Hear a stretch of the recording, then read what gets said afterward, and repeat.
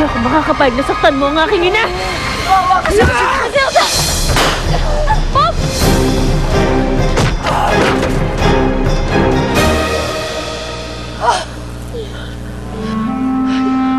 Hayop ka, Andy!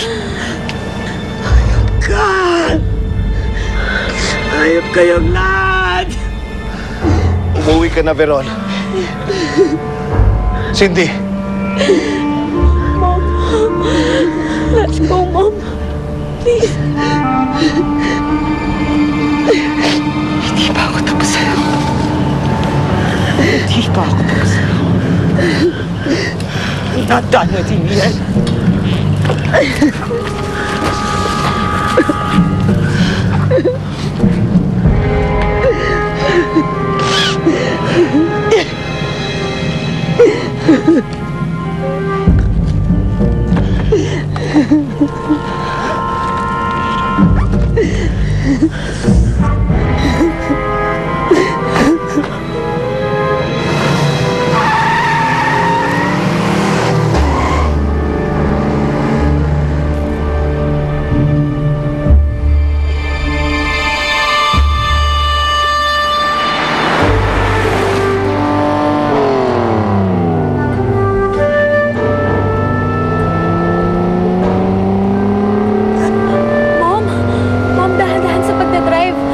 Aksidente tayo.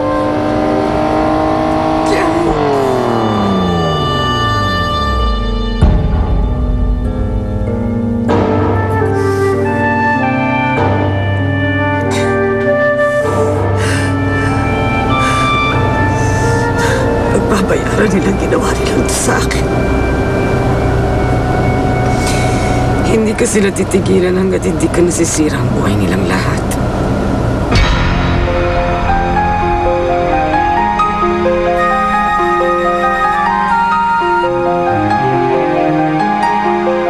Saan naman tayo pupunta ngayon, Fernando? Alam ni Veron mga bahay ko. Pwede ko kayong dalhin sa ibang bansa. Kaya lang, marami tayong kailangan gawin bago tayo makaalis.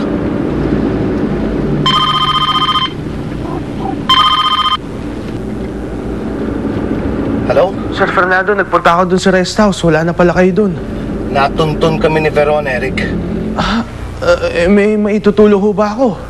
To tell you honestly, wala na akong alam kung saan pa kami pwedeng pumunta. Ganun ho ba?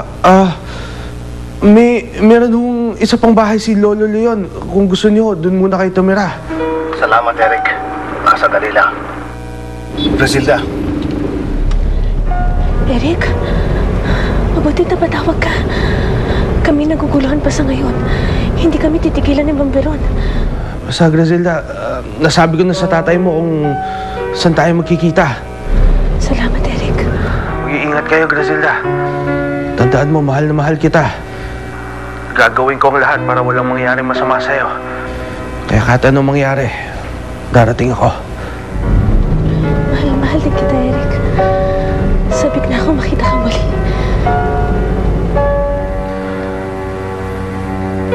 Ano ba ang sabi? Okay na ba sila? Hindi ho, Lola. Pero gagawin kong lahat para walang mangyari masama kay Griselda. Ngayon niya ako masigit na kailangan.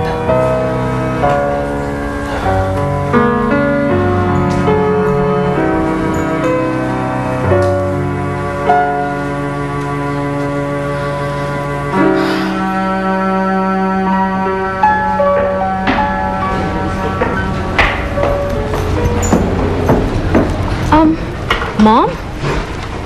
Bakit may mga press dito? Cindy, hindi pa tayo dapat manahimik.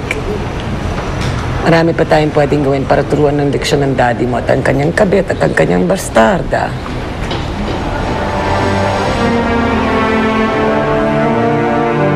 Dito tayo pupuntahan ni Eric.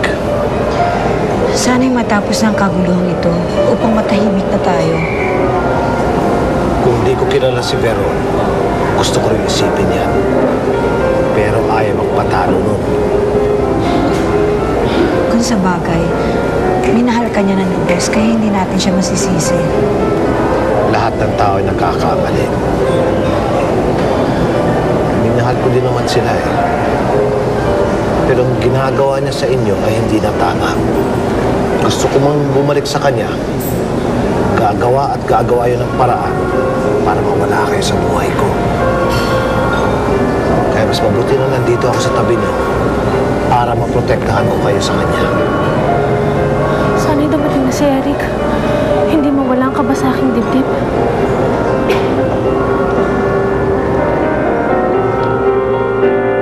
Pinalaga ang publiko ng anunsyo na nawawala daw ang kilalang businessman na nagmamay-ari ng Verona Shoes. Kasalukuyang hinihinga ng pahayag ng press ang butihing may bahay ng businessman. Narito ang kanyang pahayag. Bigla na lang sumulpot ang babaeng nagsasabing kamag-anak siya ng asawa ko.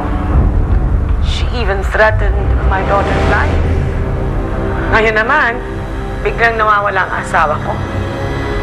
So, putting one and one together, wala na akong ibang maisip na pwedeng gumawa ng bagay na yan, kundi itong babaeng to.